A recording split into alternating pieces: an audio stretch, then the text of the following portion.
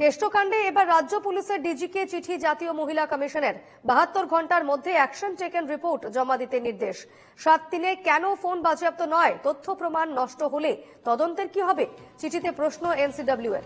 Report সন্তোষজনক না হলে আইনি পদক্ষেপ নেওয়া হবে, এমনটাই হুঁশিয়ারি দিয়েছে এনসিডব্লিউ।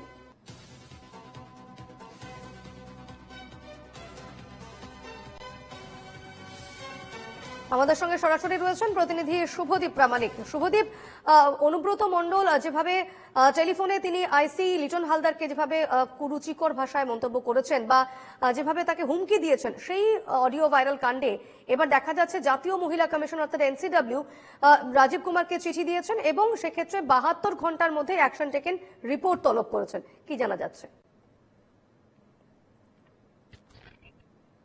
দীপনাথকে বলে রাখবো যে অনুব্রত মণ্ডল গত বৃহস্পতিবার বোলপুর থানার আইসি লিটন হালদারকে ফোন করেছিলেন। তার আগেই সেই অডিও কিন্তু বৃহস্পতিবার ভাইরাল হয়েছিল এবং সেই ভাইরাল অডিওতে দেখা গিয়েছিল অত্যন্ত কদর্য ভাষায় অনুব্রত মণ্ডল আইসি লিটন হালদারকে আক্রমণ করেছেন।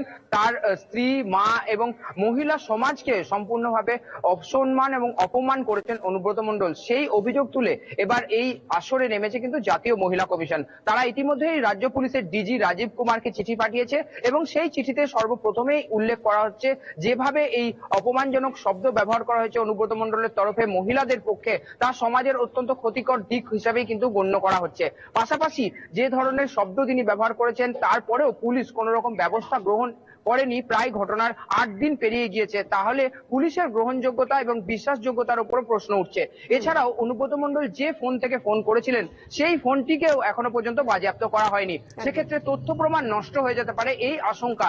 এই 3টি পয়েন্ট ছাড়াও একাধিক বিষয় উল্লেখ করে কিন্তু জাতীয় মহিলা কমিশনের তরফে রাজ্য পুলিশের ডিজি রাজীব কুমারকে চিঠি দেওয়া হয়েছে এবং সেই চিঠিতে বলা হয়েছে যে 72 ঘন্টার মধ্যে সম্পূর্ণ অ্যাকশন রিপোর্ট জমা দিতে হবে। অর্থাৎ কি কি প্রোগ্রেস হয়েছে এই অডিও ভাইরাল কাণ্ডের মামলাতে, কি কি তদন্ত প্রক্রিয়া কোন পথে চলছে, সেই সমস্ত কিছু কিন্তু জানাতে হবে 72 ঘন্টার মধ্যে। আর যদি সেক্ষেত্রে তা না করা হয় তাহলে জাতীয় মহিলা কমিশনের তরফে রাজ্য পুলিশের বিপক্ষে কিন্তু একটি আইনি যে ব্যবস্থা সেটা গ্রহণ করা হবে, এমনটা কিন্তু জানতে পারা যাচ্ছে। স্বাভাবিকভাবে অনুব্রত মণ্ডলের যে এই অডিও ভাইরাল কাণ্ড, তার পরবর্তীতে জাতীয় মহিলা কমিশনের এই হস্তক্ষেপ কিন্তু আবার নতুন করে এই বিতর্ককে উস্কে দিয়েছে এবং পাশাপাশি অনুব্রত মণ্ডল বিপাকেও পড়তে চলেছেন, এমনটাও কিন্তু মনে করছে বীরভূমের রাজনৈতিক মহল।